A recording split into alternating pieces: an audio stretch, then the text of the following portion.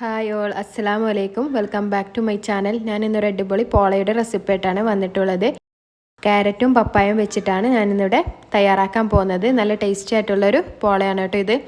ഇവിടെ ക്യാരറ്റ് പോള പോലെ തന്നെ, പക്ഷേ അതിനേക്കാൾ കുറച്ചുകൂടി ടേസ്റ്റ് ഉണ്ട്. നമ്മുടെ പപ്പായ ചേർക്കുന്നതുകൊണ്ട് തന്നെ നല്ല സോഫ്റ്റ് ആയിട്ടുള്ളൊരു പോളയും കൂടിയാണ് കേട്ടോ ഇത്.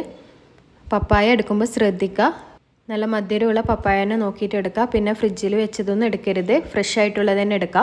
ഞാനിവിടെ 2 മീഡിയം സൈസ് ക്യാരറ്റ് ബോയിൽ ചെയ്ത് വെച്ചിട്ടുണ്ട്. പിന്നെ 1 കപ്പ് പപ്പായ കട്ട് ചെയ്ത് വെച്ചത്, പിന്നെ 6 മുട്ടയാണ് വേണ്ടത്. പിന്നെ മിൽക്ക് മെയ്ഡ് കൂടി ചേർത്ത് കൊടുക്കുന്നുണ്ട്. മിൽക്ക് മെയ്ഡ് ഓപ്ഷണലാണ്, ചേർക്കുന്നുണ്ടെങ്കിൽ ചേർത്ത് കൊടുത്താൽ മതി. ചേർത്താൽ നല്ല ടേസ്റ്റ് ഉണ്ടാവും, പക്ഷേ ഒരുപാട് സോഫ്റ്റായി പോകുന്നുണ്ട്. കട്ട് ചെയ്യുമ്പോഴൊക്കെ പൊട്ടുന്ന പോലെ തോന്നും, പക്ഷേ മിൽക്ക് മെയ്ഡ് ചേർത്താൽ നല്ലൊരു ടേസ്റ്റാണ്. ഇനി ഞാനിത് മിക്സിയിലിട്ട് അടിച്ചെടുക്കുന്നുണ്ട്. ആദ്യം പപ്പായയും ക്യാരറ്റും പാൽപ്പൊടി പഞ്ചസാരയും മിൽക്ക് മെയ്ഡും മാത്രം ചേർത്തിട്ടാണ് അടിച്ചെടുക്കുന്നത്. മുട്ട ചേർക്കാതെ പകുതി ആയിട്ടാണ് ഞാൻ ചേർത്ത് കൊടുക്കുന്നത്.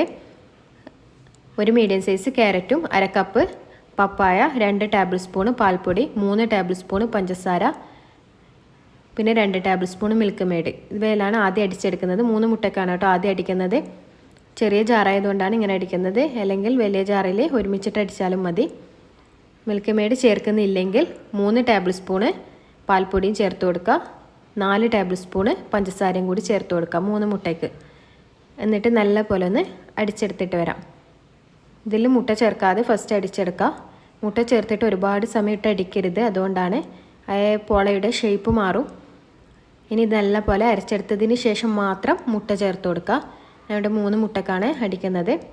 പകുതിയായിട്ട് അടിച്ചെടുക്കുന്നതെന്ന് പറഞ്ഞല്ലോ. 6 മുട്ടക്കാണ് ടോട്ടൽ തയ്യാറാക്കുന്നത്. ഇനി മുട്ട ചേർത്തിട്ട് ഒന്ന് അടിച്ചെടുത്തിട്ട് വരാം. മുട്ട ചേർത്തിട്ടൊന്ന് ജസ്റ്റ് ഒന്ന് അടിച്ചാൽ മതി. ഇനി ഇത് ആദ്യമേ അടിച്ചു വെച്ചതാണ്, അതിലേക്ക് ഇതും കൂടി ചേർത്ത് കൊടുക്കുക. അപ്പോൾ ടോട്ടൽ 6 മുട്ടയുടെ മിക്സാണിത്. മിൽക്ക് മെയ്ഡ് ചേർക്കുന്നില്ലെങ്കിൽ 6 മുട്ടയ്ക്ക് 6 ടേബിൾ സ്പൂണ് പാൽപ്പൊടിയും 7 ടേബിൾ സ്പൂണ് പഞ്ചസാരയാണ് ചേർത്ത് കൊടുക്കേണ്ടത്. അപ്പോൾ ഇത് നല്ലപോലെ അരഞ്ഞു ഇട്ടിട്ടുണ്ട്. ഇനി ഇത് കുക്ക് ചെയ്തെടുക്കാം. ഞാനിവിടെ ഒരു നോൺ സ്റ്റിക്കിൻ്റെ കടായി പാനാണ് എടുക്കുന്നത്. അതിൻ്റെ താഴ്ഭാഗം ഒരു മൂടി വെച്ച് കൊടുത്തിട്ടുണ്ട്. ഇനി ഇതിലേക്ക് ആവശ്യത്തിന് ഗീ ഒഴിച്ച് കൊടുക്കാം. നല്ലപോലെ എല്ലായിടത്തും നല്ലപോലെ സ്പ്രെഡ് ചെയ്ത് കൊടുക്കാം. ഗീ കുറച്ചൊന്ന് ചൂടായതിന് ശേഷം മാത്രം നമ്മുടെ മിക്സ് ഒഴിച്ച് കൊടുക്കാം. ഇനി ഇതൊരു 30-35 മിനിറ്റ് വരെ വെച്ചാൽ മതി. എന്നിട്ട് നോക്കിയിട്ട് കുക്കായിനെങ്കിൽ ഫ്ലെയിം ഓഫ് ചെയ്ത് കൊടുക്കാം. ഇത് നല്ലപോലെ ഒന്ന് സ്പ്രെഡ് ചെയ്ത് കൊടുക്കണേ. എയർ ബബിൾസ് ഒന്നും ഇല്ലാതെ ഉള്ളിലോട്ട് നല്ലപോലെ ഒന്ന് സ്പ്രെഡ് ചെയ്ത് കൊടുക്കാം.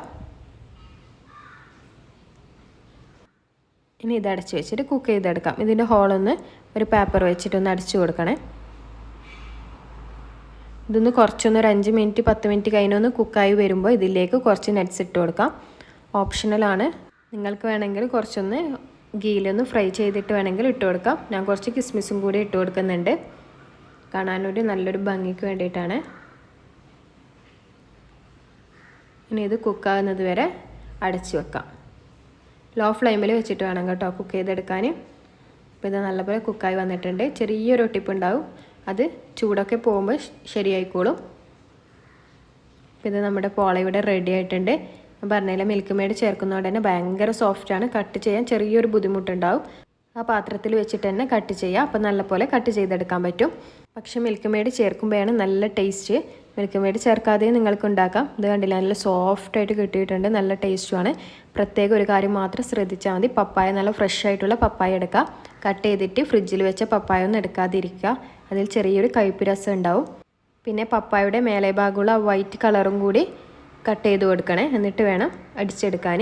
നിങ്ങൾക്ക് ഈ വീഡിയോ ഇഷ്ടമായെങ്കിൽ ലൈക്ക് ചെയ്യാനും ഷെയർ ചെയ്യാനും കമൻറ്റ് ചെയ്യാനും മറക്കരുത്.